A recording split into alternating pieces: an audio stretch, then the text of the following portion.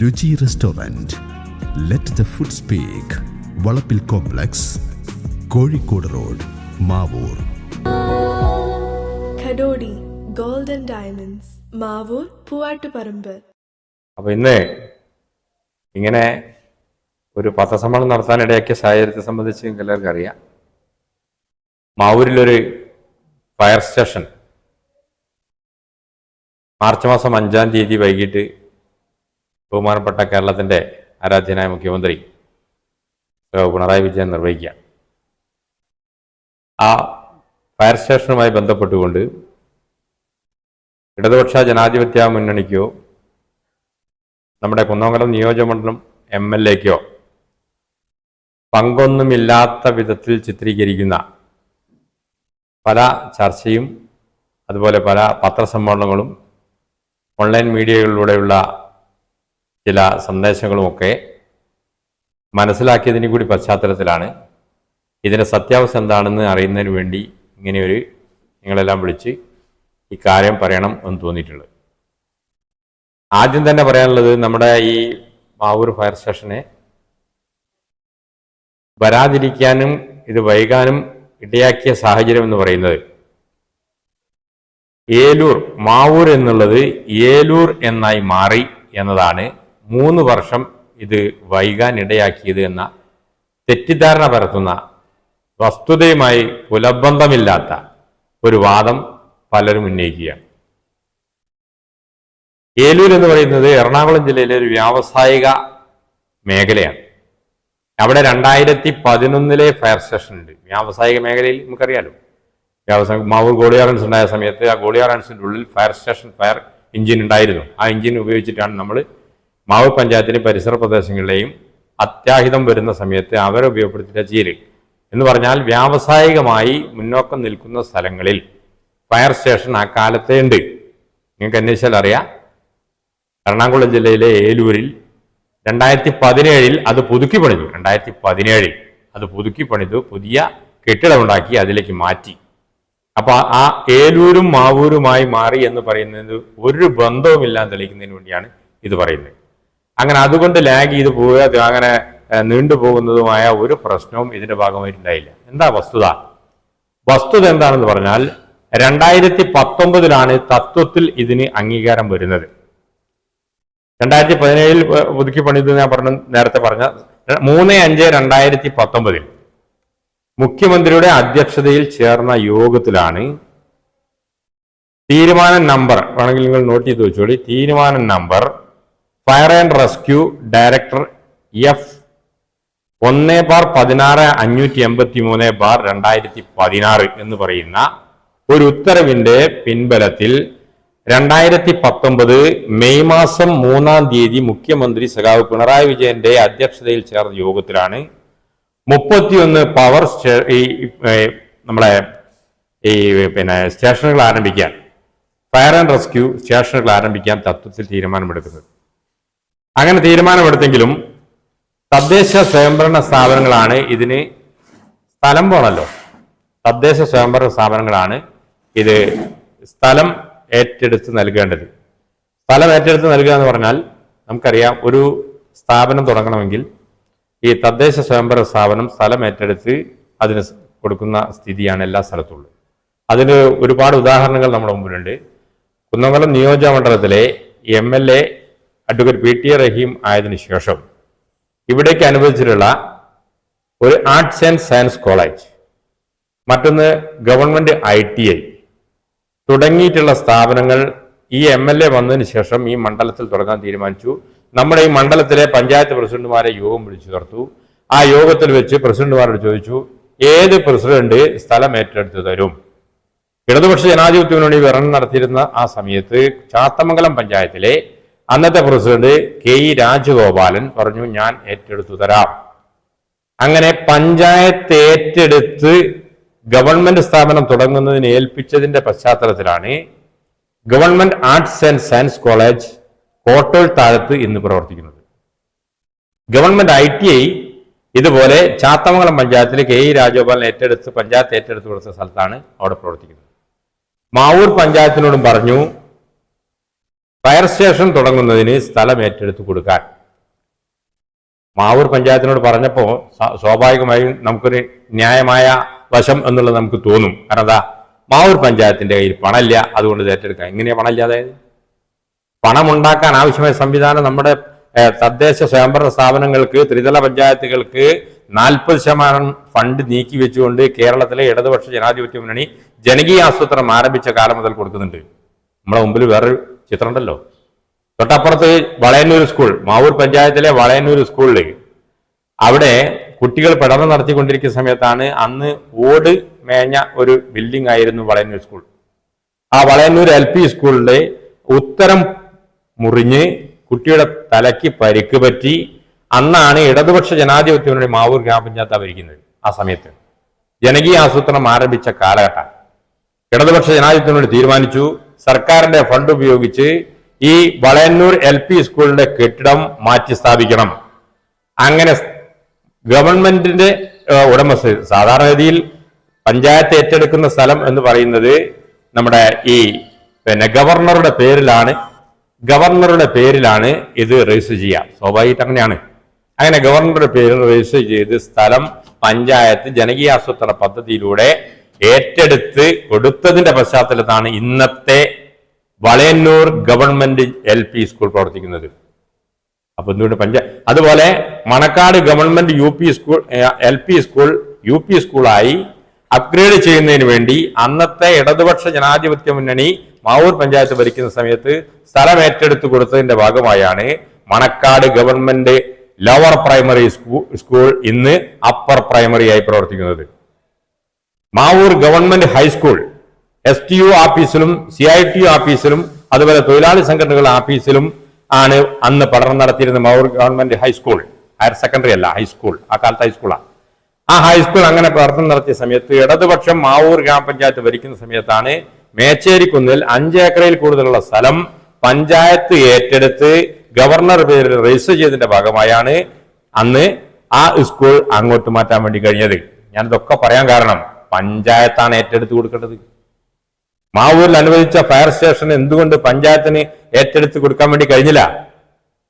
അവസാനം ഈ മാവൂർ ഗോളിയോർ അയൺസിന്റെ സ്ഥലം മറ്റേ നമ്മുടെ സബ് സെന്ററിന് വേണ്ടി കൊടുത്തിട്ടുള്ള സ്ഥലമുണ്ട്.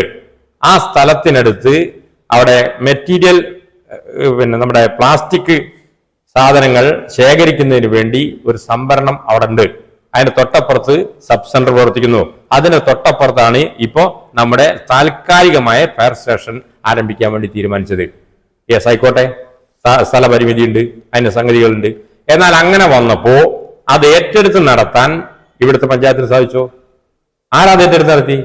നമ്മുടെ മാവൂർ പഞ്ചായത്തിലെ വ്യാപാരി വ്യവസായികൾ മുൻകൈ എടുത്തുകൊണ്ട് അവിടെ ആ സ്ഥലം വിട്ടു നൽകുകയാണെങ്കിൽ പ്രാഥമികമായ പ്രവർത്തനങ്ങൾ നടത്താൻ ആവശ്യമായ കാര്യങ്ങൾ ഞങ്ങൾ കണ്ടെത്താം എന്ന് പറഞ്ഞുകൊണ്ട് വ്യാപാരി വ്യവസായികൾ മുന്നോട്ട് വന്നതിന്റെ പശ്ചാത്തലത്തിലാണ് ഇന്ന് ഈ നിലയിലെങ്കിലും നമുക്ക് തുടങ്ങാൻ വേണ്ടി കഴിഞ്ഞത്. തുടർന്ന് നമ്മുടെ MLA 40 ലക്ഷത്തിനടുത്ത് ഫണ്ടാണ് അനുവദിച്ചത്. 2021-22 20 ലക്ഷവും 2022-23 10 ലക്ഷവും 2024-25 6 ലക്ഷവും MLA ഫണ്ടിൽ നൽകി, ആസ്തി വികസന ഫണ്ടിൽ നൽകിയിട്ടാണ് ഇന്ന് ആ കെട്ടിടം ആ നിലയിലെത്തിയിട്ടുള്ളത്. അപ്പൊ MLA ഒന്നുമല്ല, ഇതൊക്കെ ഞങ്ങളാണ് നടപ്പാക്കിയത് എന്ന് പറഞ്ഞ് ചാമ്പ്യന്മാരായി വരുന്ന ചില ആളുകളുണ്ട്. അവരുടെ ശ്രദ്ധയിലേക്ക് പെടുത്താനും കൂടിയാണ് ഞങ്ങൾ ഈ കാര്യങ്ങളെല്ലാം പറയുന്നത്. അപ്പൊ അങ്ങനെ ഇന്ന് ഈ പ്രവർത്തനം എല്ലാം പൂർത്തീകരിച്ച് എല്ലാ നിലയിലും പൂർത്തീകരിച്ച് താൽക്കാലികമായി ആയിട്ടാണ് ഇപ്പോൾ നമുക്ക് ഫണ്ട് അനുവദിച്ചതും അതിന്റെ ഭാഗമായുള്ള പ്രവർത്തനം ഈ 5-ാം തീയതി ഉദ്ഘാടനം ചെയ്യപ്പെടാൻ വേണ്ടി പോകുന്നത്. അതുപോലെ 18-2-2021 GO MS നമ്പർ 5/2021 ആഭ്യന്തരം സ്ഥല സൗകര്യം ലഭ്യമാക്കിയ 5 ഇടങ്ങളിൽ മാവൂരിനെ ഉൾപ്പെടുത്തിയിരുന്നില്ല. പ്രത്യേക പരാമർശത്തിലൂടെ മാവൂരിനെയും കൂടി അതിനകത്ത് ഉൾപ്പെടുത്താൻ MLA കൂടി സമ്മർദ്ദം ചെലുത്തിയതിന്റെ ഭാഗമായാണ് ആ 5-ൽ നമുക്ക് ഇടം നേടാൻ വേണ്ടി കഴിഞ്ഞിട്ടുള്ളത്. അന്ന് മാവൂരിൽ ഈ ഉത്തരവിന്റെ അടിസ്ഥാനത്തിൽ 16-12-1965 443/67/65 ആരോഗ്യവും തൊഴിലും വകുപ്പ് ഉത്തരവ് പ്രകാരം Gwalior ions company health sub centre തുടങ്ങാൻ സർക്കാരിന് വിട്ടു നൽകിയ സ്ഥലത്ത് MLA ഫണ്ടിൽ നിന്നാണ് ഈ പണം ചെലവഴിച്ചിട്ടുള്ളത്. അങ്ങനെയാണ് ഇന്നത്തെ സ്ഥിതിയിൽ നമുക്ക് തുടങ്ങാൻ വേണ്ടി കഴിഞ്ഞത്. ഇതിനേക്കാൾ പ്രധാനപ്പെട്ട മറ്റൊരു കാര്യം, 4 ഫയർ സ്റ്റേഷനുകൾ ഇതിന്റെ ഭാഗമായി 31-ൽ 4 എണ്ണം ഇപ്പോൾ തുടങ്ങാൻ വേണ്ടി തീരുമാനിച്ചു. ആ തുടങ്ങാൻ വേണ്ടി 4 എണ്ണം തീരുമാനിച്ചപ്പോ അതിൽ 1 മാവൂരിൻ്റെതാണ്.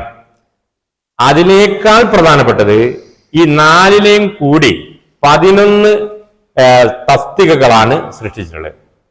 11 തസ്തികകൾ. എന്നാൽ മാവൂരിന് മാത്രം, ഈ ഒരു ഫയർ ആൻഡ് റെസ്ക്യൂ സെന്ററിന് മാത്രം, അത് പ്രത്യേകം എടുത്തു പറയേണ്ടത് നമ്മുടെ മുഖ്യമന്ത്രിയുടെയും നമ്മുടെ അതുപോലെ ഇതിന് പണം മുടക്കാൻ തയ്യാറാണ് എന്ന് പറഞ്ഞുകൊണ്ട് ധനകാര്യ വകുപ്പ് മന്ത്രി KN ബാലഗോപാലിന്റെയും കൂടി ശക്തമായ ഇടപെടലിന്റെയും കൂടി പശ്ചാത്തലത്തിൽ മാവൂരിൽ 18 തസ്തികകളാണ് സൃഷ്ടിച്ചത്. ആകെ 4 എണ്ണം തുടങ്ങാൻ വേണ്ടി തീരുമാനിച്ചാൽ 3 എണ്ണത്തിനും കൂടി കിട്ടുന്നത് 11, നമുക്ക് 1-ന് മാത്രം 18 തസ്തികകൾ. ഇതൊന്നും വിസ്മരിക്കാൻ പറ്റില്ലല്ലോ. അങ്ങനെയാണ് ഈ 18 തസ്തികകളോട് കൂടി നമ്മുടെ മാവൂരിലെ ഫയർ സ്റ്റേഷൻ തുടങ്ങാൻ ഉള്ള ഒരു തീരുമാനത്തിലേക്ക് നമുക്ക് എത്താൻ വേണ്ടി കഴിഞ്ഞു. എന്നാൽ അവിടെ തീരുന്നുണ്ടോ? അവിടെയും തീരുന്നില്ല. ഇത് MLA-യുടെയോ ഗവൺമെന്റിന്റെയോ അനാസ്ഥയുടെ ഭാഗ. ഇതിന്റെ സ്ഥലം ഏറ്റെടുത്ത് അതിന്റെ സംവിധാനം ഉണ്ടാക്കി, അതിന് കെട്ടിടമുണ്ടാക്കി, അത് കഴിഞ്ഞതിന് ശേഷം ഇതിന് ഫിറ്റ്നസ് സർട്ടിഫിക്കറ്റ് കിട്ടണമെങ്കിൽ അതിന് നമ്പർ കൊടുക്കട്ടെ. ആരാ കൊടുക്കണ്ടേ? തദ്ദേശ സ്വയംഭരണ സ്ഥാനം മാവൂർ ഗ്രാമപഞ്ചായത്താ കൊടുക്കേണ്ടത്. എന്നാ കൊടുക്കുന്നത്? 16/1/2026 ഒക്യുപ്പൻസി സർട്ടിഫിക്കറ്റ്, അതുപോലെ ഈ ഫയർ സ്റ്റേഷൻ തുടങ്ങുന്നതിന് ആവശ്യമായ മറ്റ് സർട്ടിഫിക്കറ്റുകളും 16/1/2026 കൊടുത്തത്. ഈ ജനുവരി മാസം 16-ാം തീയതി ഒരു അമാന്തവുമില്ലാതെ 33-ാം ദിവസമാണ് ഇതിന്റെ തീരുമാനം വരുന്നത്. 33-ാം ദിവസം കൊടുത്ത് കൃത്യമായി 33 ദിവസം കഴിഞ്ഞപ്പോഴേക്കും ഗവൺമെന്റ് ഇതിന് 18 തസ്തിക സൃഷ്ടിച്ച് ഇത് ഉദ്ഘാടനം ചെയ്യാൻ വേണ്ടിയുള്ള സംവിധാനത്തിലേക്ക് പോയിട്ടുണ്ട്. എന്ന് പറഞ്ഞാൽ ഇടതുപക്ഷ ജനാധിപത്യ മുന്നണി ഗവൺമെന്റ്, ഈ നമ്മുടെ കുന്നംകുളം നിയോജകമണ്ഡലം MLA ഈ പ്രത്യേകം താല്പര്യമെടുത്ത് അത് നമ്മുടെ ധനകാര്യമന്ത്രിയുടെയും മുഖ്യമന്ത്രിയുടെയും പ്രത്യേക നിർദ്ദേശത്തിന്റെയും കൂടി പശ്ചാത്തലത്തിലാണ് ഇത്ര വേഗം നമുക്ക് ഇത് പൂർത്തീകരിക്കാൻ വേണ്ടി കഴിഞ്ഞിട്ടുള്ളത്. എന്ന് പറഞ്ഞാൽ അതിന്റെ പൂർത്തീകരണത്തിന് ആവശ്യമായ സർട്ടിഫിക്കറ്റ് എപ്പോൾ കിട്ടിയ ഉടനെ ഗവൺമെന്റ് അതിൽ ഇടപെട്ട് അത് പൂർത്തീകരണത്തിനും അത് ഉദ്ഘാടനത്തിനും വേണ്ടി തയ്യാറായി എന്നുള്ളതാണ് ഇതിന്റെ വസ്തുത എന്നുള്ളത് കൂടി നമ്മൾ മനസ്സിലാക്കേണ്ടതുണ്ട്. അതുപോലെ മാവൂര് പഞ്ചായത്തിൽ, ഈ കുന്നംകുളം നിയോജക മണ്ഡലത്തിൽ നമ്മുടെ MLA നടപ്പാക്കുന്ന വികസന പദ്ധതികളുടെ സിംഹഭാഗവും മാവൂർ പഞ്ചായത്തിലാണ്. എടുത്തു നോക്കിയാൽ ഇപ്പം തന്നെ 71 കോടി രൂപയുടെ പദ്ധതി ഇവിടെ ആരംഭിക്കാൻ വേണ്ടി പോവുക. വിവിധങ്ങളായ റോഡുകൾ, ഒന്ന് ചാത്തമംഗലം തെങ്ങിലക്കടവ് റോഡ് 19 കോടി, നായർകുഴി കുറ്റിക്കടവ് ചെട്ടിക്കടവ് റോഡ് 20 കോടി, കുറ്റിക്കാട്ടൂർ മുണ്ടുപാലം റോഡ് 7 കോടി, മാവൂർ മെഡിക്കൽ കോളേജ് റോഡ് 23 കോടി, കാരന്തൂർ പാറക്കടവ് റോഡ് 2 കോടി. അങ്ങനെ 71 കോടി രൂപയുടെ പ്രവൃത്തി ഈ തെരഞ്ഞെടുപ്പിന് മുമ്പായി നടത്തുന്നതിന് വേണ്ടി ചെറുപ്പയിൽ നിന്ന് പാറമൽ വരെയുള്ള ആ ഭാഗത്ത് 2 ഭാഗം റോഡ് വീതി കൂട്ടി 20 മീറ്റർ വീതിയിൽ 15 മീറ്റർ ടാറിങ്ങിൽ ആ സംഗതി തുടങ്ങുന്നതിന് ആവശ്യമായ സംവിധാനം, അതിന്റെ എസ്റ്റിമേറ്റ്, അതിന്റെ പ്രവൃത്തി പദത്തിലാണ്. ഈ തെരഞ്ഞെടുപ്പ് പ്രഖ്യാപിക്കുന്നതിന് മുമ്പ് തന്നെ ഇതിന്റെ AS-ഉം TS-ഉം ആക്കി അത് ടെൻഡർ നടപടികളുമായി മുന്നോട്ട് പോകുന്നതിന് ആവശ്യമായ പ്രവർത്തനം കൂടി നടത്തുകയാണ്. ഇത് എടുത്തു പറയാൻ കാരണം ഈ പറഞ്ഞതിന്റെ സിംഹഭാഗവും അതിന്റെ ഗുണഭോക്താക്കൾ മാവൂർ പഞ്ചായത്തിലെ ജനങ്ങളാണ് എന്നുള്ളത് കൂടി നമ്മൾ വിസ്മരിച്ചുകൂടാ. അപ്പൊ അതുകൊണ്ട് നമ്മുടെ കേരളത്തിലെ ഈ ഗവൺമെന്റും നമ്മുടെ MLA-യും എത്രമാത്രം താല്പര്യമെടുത്തുകൊണ്ടാണ് ഇത്തരം പ്രവൃത്തികൾ നടത്തുന്നത് എന്നുള്ള വസ്തുത ജനങ്ങളെ അറിയിക്കുക എന്നുള്ളത് കൂടിയാണ് ഇത്തരം കാര്യങ്ങൾ നിങ്ങളോട് പറയണമെന്ന് തീരുമാനിച്ചിട്ടുള്ളത്. ഈ ഫയർ ആൻഡ് റെസ്ക്യൂ ഓഫീസുമായ ഉദ്ഘാടനം നേരത്തെ തീരുമാനിച്ചാണ്. മുഖ്യമന്ത്രിയുടെ അസൗകര്യം കൊണ്ടാണല്ലോ അപ്പം 5-ാം തീയതി മാറ്റിയിട്ടുള്ളത്. അപ്പൊ ആ ഗ്രൂപ്പിനകത്ത് ഈ ഇതിനെ സംബന്ധിച്ച വസ്തുതകൾ ഏതോ പത്രക്കാർ ആരാണെന്ന് എനിക്കറിയില്ല, ഇതിനകത്ത് പോസ്റ്റ് ചെയ്തു. ആങ്ങളാട്ടെ അത് ശരി ഇട്ടു. അപ്പൊ അതിൽ ചില ആളുകൾക്ക് ചില വിഷമമുണ്ടായി. അപ്പൊ സ്വാഭാവികമായിട്ടും നമ്മൾ പറയേണ്ടത് അത് ചർച്ച ചെയ്ത് ആകെ കുഴപ്പമുണ്ടാക്കുന്ന തരത്തിലേക്ക് അതിനെ മാറ്റേണ്ടതില്ല എന്നുള്ള പരാമർശം ഞാനും നടത്തിയിട്ടുണ്ട്. എന്നാൽ ഇതിങ്ങനെ വിരൽ പിടിക്കേണ്ട കാര്യമില്ല, വസ്തുതകളാണിത്. ഇതിനെല്ലാം രേഖയുണ്ട്. ഞാനിവിടെ പറഞ്ഞ എല്ലാ കാര്യങ്ങൾക്കും ഗവൺമെന്റിന്റെ രേഖയുണ്ട്. രേഖ വേണമെങ്കിൽ നമ്മൾ ഹാജരാക്കാം.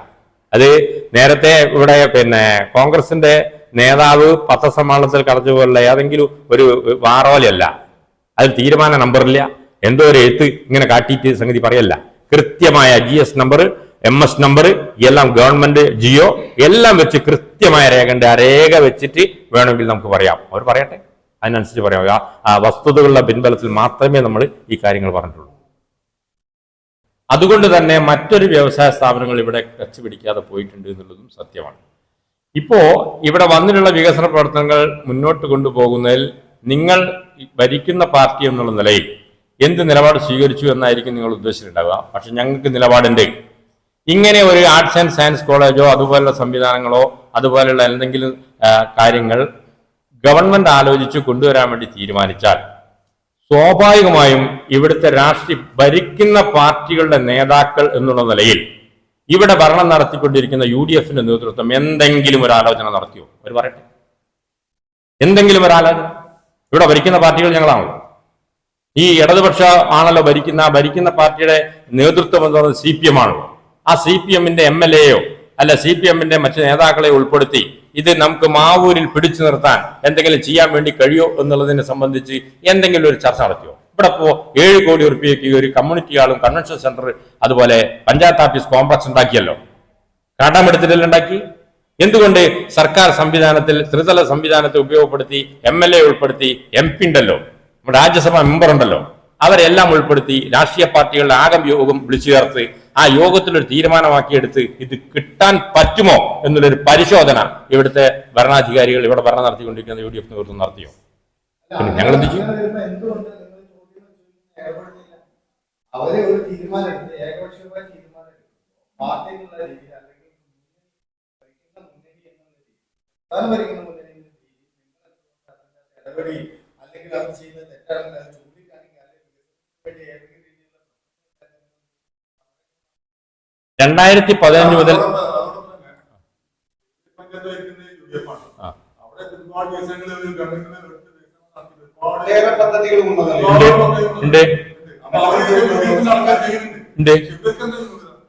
അതാണ് പ്രശ്നം. ഇവിടുത്തെ അന്ധമായ രാഷ്ട്രീയ വിരോധമാണ് പ്രശ്നം. പെരിയൽ പഞ്ചായത്തിൽ UDF ആണല്ലോ, സർക്കല്ല കാര്യത്തില്. പെരിയൽ പഞ്ചായത്തിൽ ഭരണം നടത്തുന്ന UDF ആണല്ലോ. ആ UDF ആണെങ്കിൽ പോലും ഭരണപരമായ ഒരു മികവ് പുലർത്തുന്നതിനും ജനങ്ങൾക്ക് സുതാര്യമായി കാര്യങ്ങൾ നടത്തുന്നതിനും വികസന പ്രവർത്തനങ്ങൾ രാഷ്ട്രീയമില്ലാതെ എല്ലാവരെയും കൂട്ടിയോജിപ്പിക്കുന്നതിനും വേണ്ടിയുള്ള ഒരു പ്രവർത്തനം അവിടുത്തെ നേതൃത്വം നടത്തുന്നുണ്ടാവും. അതാണ് അവിടുത്തെ മെച്ചത്തിന് കാരണം. ഇവിടെ അതില്ല എന്നുള്ളതാണ് ഇവിടുത്തെ പ്രശ്നം. അതുകൊണ്ട് അത് മാറ്റി ഒരുമിച്ച് പോകാൻ വേണ്ടി കഴിയണം. മറ്റൊന്നുള്ള ഇപ്പൊ ശൈലജ ചോദിച്ച കാര്യമാണ്. നിങ്ങൾ എന്ത് ചെയ്തു? ഞാൻ 2015 മുതൽ 2020 വരെ മാവൂർ പഞ്ചായത്തിന്റെ ഭരണസമിതി അംഗമായിരുന്നു. നിങ്ങൾ പോയിട്ട് 2015 മുതൽ 2020 വരെയുള്ള ആ കാലഘട്ടത്തിലെ തീരുമാനം ഒന്ന് എടുത്തു നോക്കണം. വിയോജന കുറിപ്പില്ലാത്ത തീരുമാനം ഉണ്ടോ അവിടെ? എന്തെല്ലാം തീരുമാനങ്ങൾക്കാണ് നമ്മൾ വിയോജന കുറിപ്പ് രേഖപ്പെടുത്തി കൊടുത്തിട്ട് ആ മിനിറ്റ്സിൽ എഴുതി വെച്ചിട്ടുണ്ട്, തീരുമാനത്തിൽ എഴുതി വെച്ചിട്ടുണ്ട്. ആ വിയോജനം വകവെക്കാതെയുള്ള ഭരണമാണ് അന്ന് ഇവിടെ നടത്തിയിട്ടുള്ളത്. അന്നത്തെ പഞ്ചായത്തിന്റെ വൈസ് പ്രസിഡന്റ് ആണ് അതിന് നേതൃത്വം കൊടുത്തിട്ടുള്ളത്. ആരായാലും വൈസ് പ്രസിഡന്റ് നിങ്ങൾക്ക് അറിയാലോ. അന്നത്തെ പഞ്ചായത്തിന്റെ വൈസ് പ്രസിഡന്റ് ആണ് അതിന് നേതൃത്വം കൊടുത്തിട്ടുള്ളത്. ആ പുല്ലുപോലെ ഓരോ കാര്യങ്ങളും എന്നിട്ട് പ്രസിഡന്റിന്റെ അന്ന് തുല്യ നിലയാണല്ലോ, 9-9 ആണല്ലോ. അപ്പൊ പ്രസിഡന്റിന്റെ പ്രത്യേക പരാമർശത്തിലൂടെ പ്രസിഡന്റിന്റെ കാസ്റ്റിംഗ് വോട്ടിലൂടെ എത്ര തീരുമാനമാണ് എടുത്തതെന്ന് നിങ്ങളൊന്ന് പോയി പരിശോധിച്ച് നോക്കിയാൽ അതാണ് ഭരണത്തിന്റെ ഗുണം. അതാണ് ഈ തീരുമാനങ്ങളൊക്കെ ഇങ്ങനെ ആവാൻ കാരണം. അതാണ് അതിനുള്ള മറുപടി. ഒന്ന് മണന്തലക്കടവും പാലായി ബന്ധപ്പെട്ടുകൊണ്ടൊരു വിഷയം.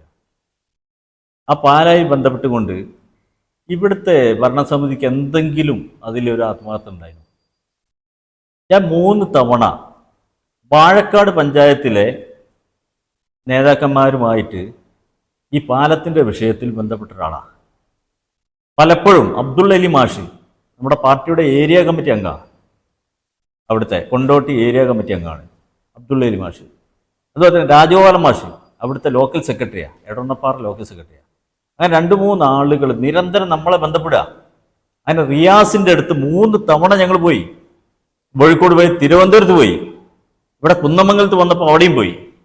അതിന് ധനകാര്യ വകുപ്പിൻ്റെ ഒരു അനുമതി കിട്ടാൻ വേണ്ടിയിട്ടാണ് ഞങ്ങൾ 30 കോടി ഉറുപ്പിയാണ് മണന്തലക്കടവിൽ പാലത്തിന് വേണ്ടി ഗവൺമെൻറ് അനുവദിച്ചത്. ഞങ്ങൾ ഇവരോട് ബന്ധപ്പെട്ടു.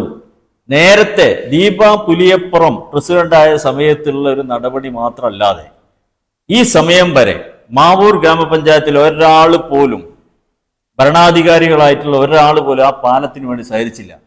രേഖകളുണ്ട് നമ്മളെ കയ്യിൽ. ഞങ്ങൾ പോയതാണ്, പാലക്കാട് പഞ്ചായത്തിലെ ആളുകളെ കൂട്ടിയിട്ട് ഞങ്ങൾ പോയതാണ്, റിയാസ് മിനിസ്റ്റർ അടുത്ത് പോയതാണ്. അതിന് ഭരണാനുമതി കിട്ടിയിട്ടുണ്ട്. അതിന്റെ ഒരു എന്താ പറയാ, ഫിനാൻസിന്റെ ഒരു ഇതിനു വേണ്ടിയിട്ട് ഒരു കത്തുമായിട്ട് ഞങ്ങൾ പോയതായിന്. പക്ഷെ എന്തുകൊണ്ട് ഇവിടുത്തെ, നേരത്തെ ഉസ്മാൻ ചോദിച്ചൊരു ചോദ്യമാണ്, നിങ്ങൾ എന്ത് ചെയ്തു എന്ന്. ഞങ്ങൾ അതിനെല്ലാം ബന്ധപ്പെട്ടിട്ടുണ്ട്. നേരത്തെ രഞ്ജിത്തും നേരത്തെ ഉണ്ടായിരുന്ന ദീപ പുലിയപ്പുറം ഒക്കെ പ്രസിഡന്റ് ആയിരുന്ന സമയത്ത് ഈ പാലത്തിന് വേണ്ടി നല്ല പ്രവർത്തനം നടത്തിയിട്ടുണ്ട്. നമ്മൾ രാഷ്ട്രീയ വെച്ചിട്ട് പറയല്ല. പക്ഷെ ഇപ്പോ എന്തേ, വളപ്പിൽ റസാഖ് പ്രസിഡന്റ് ആയിരുന്നപ്പോഴും അതിനുശേഷം വന്ന ആളുകൾ പ്രസിഡന്റ് ആയിരുന്നപ്പോഴും എന്തേ അത് വിട്ടുപോയത്? രണ്ടാമത്തെ കാര്യം, ഈ ഫയർ സ്റ്റേഷന്റെ വിഷയം ബന്ധപ്പെട്ടുകൊണ്ടാണല്ലോ നമ്മൾ ഈ വാർത്താ സമ്മേളനം ഇവിടെ നടത്തുന്നത്. ഈ ഫയർ സ്റ്റേഷന്റെ ഉദ്ഘാടനവുമായി ബന്ധപ്പെട്ടുകൊണ്ട് ഒന്ന് രണ്ട് വിഷയങ്ങൾ നമുക്ക് സൂചിപ്പിക്കാനുണ്ട്. ഒന്ന്, 16/6/2016 മാവൂരിൽ ഒരു ഫയർ സ്റ്റേഷൻ വരണമെന്നുള്ള ഒരു ആശയം മുന്നോട്ട് വന്നത്. എന്താ പറയാൻ കാരണം എന്ന് പറഞ്ഞാൽ 16/6/2016 അനീഫയുടെ പെയിന്റ് കട കത്തുന്നത്. കൃത്യമായിട്ട് നമുക്ക് രേഖയുണ്ട്. അത് മെയ് മാസത്തിൽ നിയമസഭാ തെരഞ്ഞെടുപ്പ് കഴിഞ്ഞതിന് ശേഷം ജൂൺ മാസത്തിൽ ഇടതുപക്ഷ ജനാധിപത്യ മുന്നണിയുടെ പിണറായി വിജയൻ നേതൃത്വം നൽകുന്ന ഒരു ഗവൺമെന്റാണ് 2016 ഇവിടെ ഭരണം നടത്തുന്നത്. ആ സമയത്താണ് ഈ ഫയർ സ്റ്റേഷന്റെ അതുമായി ബന്ധപ്പെട്ടുകൊണ്ട് ബഹുമാനപ്പെട്ട MLA ഈ മാവൂരിൽ ഒരു സന്ദർശനം നടത്തുകയും ആ പെയിന്റ് കടയുടെ കത്തിയുമായി ബന്ധപ്പെട്ടുകൊണ്ട് ഇവിടെ വന്ന സമയത്താണ് ഈ ഒരു ആവശ്യം ഉന്നയിക്കുന്നത്. അതിൽ നമ്മുടെ വ്യാപാരി വ്യവസായ ഏകോപന സമിതിയും അതുപോലെ തന്നെ ഇവിടുത്തെ പൊതുജനങ്ങൾ എല്ലാവരും മുന്നോട്ട് നിന്ന് അതിന് ഇവിടെ ഒരു ഫയർ സ്റ്റേഷൻ വരണമെന്നുള്ളൊരു ആവശ്യം ഉന്നയിക്കുകയും അങ്ങനെ അത് നമ്മുടെ ബഹുമാനപ്പെട്ട MLA മുന്നോട്ട് വെക്കുകയും അങ്ങനെ 2019 ബഹുമാനപ്പെട്ട കേരള സംസ്ഥാന മുഖ്യമന്ത്രി സഖാവ് പിണറായി വിജയൻ അധ്യക്ഷതയിൽ ചേർന്ന യോഗത്തിൽ വെച്ച് മാവൂരിൽ ഒരു ഫയർ സ്റ്റേഷൻ അനുവദിക്കുകയും ചെയ്തു. അതിനെ സംബന്ധിച്ചൊക്കെ ഒരുപാട് വിവാദങ്ങളിലൂടെ നടന്നു കഴിഞ്ഞു. ഇവിടെ പറഞ്ഞു മാവൂരിൽ ഫയർ സ്റ്റേഷൻ മാവൂരിലല്ല ഏലൂരിലാന്ന് പറഞ്ഞു. അങ്ങനെ പറഞ്ഞിട്ടുണ്ട്. പക്ഷെ യഥാർത്ഥ സംഭവം എന്താ? 2011 ഏലൂരിൽ ഒരു ഫയർ സ്റ്റേഷൻ അനുവദിക്കുകയും താൽക്കാലിക ഫയർ സ്റ്റേഷൻ അനുവദിക്കുകയും 2011 അനുവദിച്ച് 2017 പുതിയ കെട്ടിടത്തിലേക്ക് ഉദ്ഘാടനം ചെയ്യുകയും ചെയ്തു. അതവിടെ വർക്ക് ചെയ്തുകൊണ്ടിരിക്കുക. മാവൂരും ഏലൂരും തമ്മിൽ ഒരു ബന്ധവുമില്ല. ഇത് വെറുതെ അത് വെറുതെ പറയുന്ന അത് ഓർഡർ ഉണ്ട്, ഗവൺമെന്റ് ഓർഡർ ഉണ്ട്.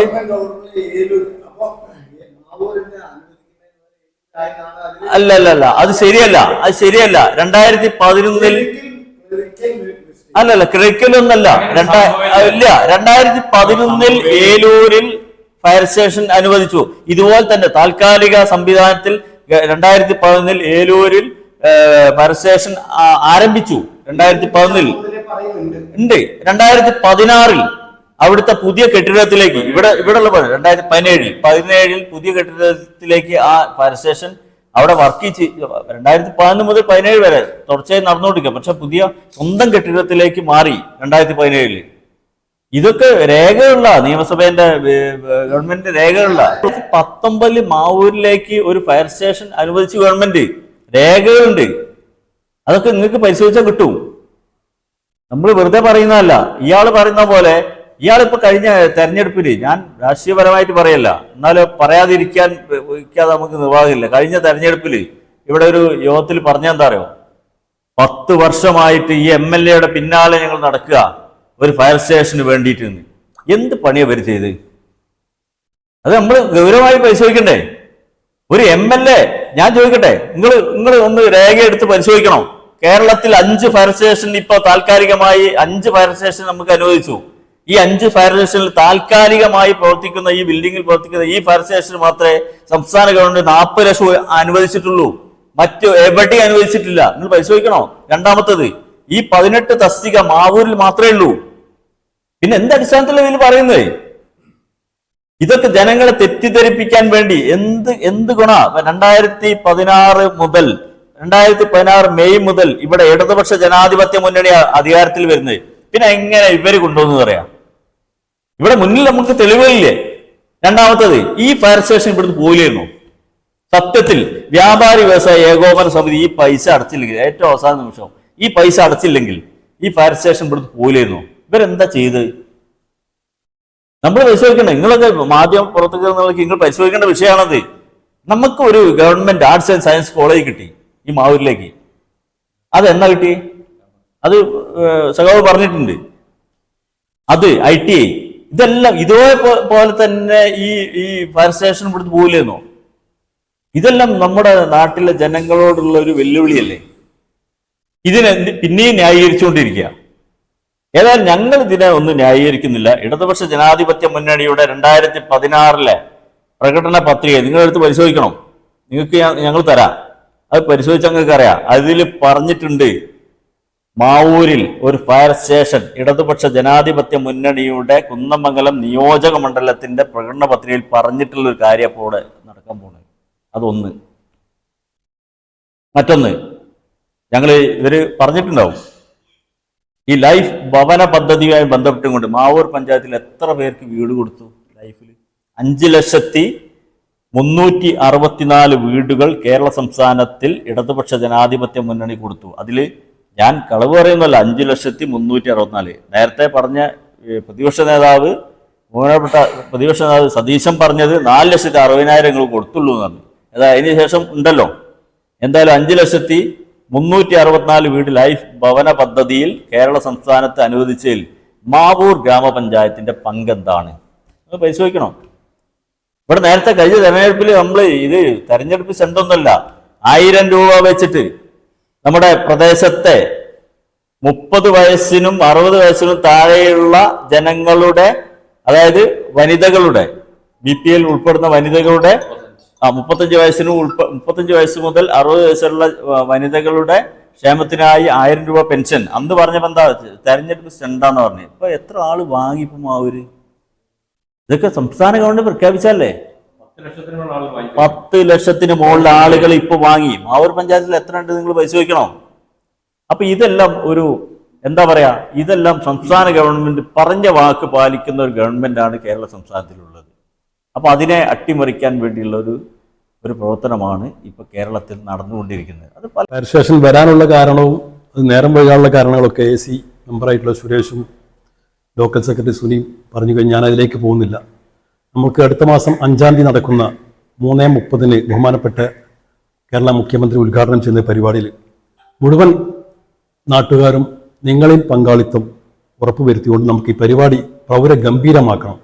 അതിന് നിങ്ങളെല്ലാവരുടെയും സഹായം, നാട്ടുകാരുടെ സഹായങ്ങളും നമ്മൾക്ക് ഉണ്ടാകണമെന്ന് ഉറപ്പുവരുത്തുക. അത് മാത്രമേ എനിക്കിതിൽ സൂചിപ്പിക്കാനുള്ളൂ. മറ്റു കാര്യങ്ങളൊക്കെ ഇവർ പറഞ്ഞു കഴിഞ്ഞു. ഇനി നമുക്ക് നമ്മുടെ ദൗത്യത്തിലേക്ക് നമുക്കെല്ലാവരും ഒരുമിച്ച് നിന്ന് ഒരു തോളോട് നിന്ന് നമുക്ക് പ്രവർത്തിച്ച പരിപാടി വമ്പിച്ച വിജയമാക്കണമെന്ന് മാത്രമാണ് എനിക്ക് നല്ലവരായ നാട്ടുകാരോട് എനിക്ക് ഈ സമയത്ത് സൂചിപ്പിക്കാനുള്ളത്.